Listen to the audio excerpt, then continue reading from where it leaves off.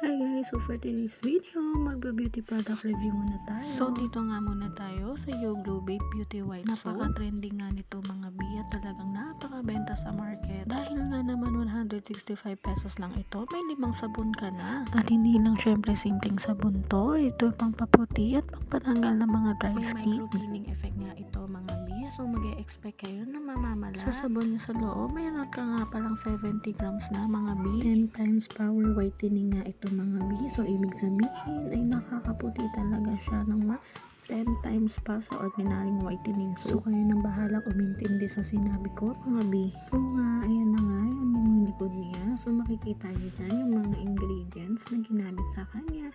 At syempre itong QR code na napakahalaga para matidetect nyo kung original po ba talaga ang nabili nyo. Napakaganda nga nitong sabon na to mga bi, dahil bukod sa nakakaputi siya ay nakakatanggal din siya ng dry skin. Pwede rin itong pangmukha lang kasi talagang nakakatuyo agad siya ng mga tigyawat or pimple marks. So ipasisilip ko nga sa inyo kung gaano siya kalaki. Ayan nga siya guys, napakaganda niya, color pink siya. At syempre 5 pieces nga talaga siya. Ang ganda nga isabon nito mga bi, dahil napakabula niya.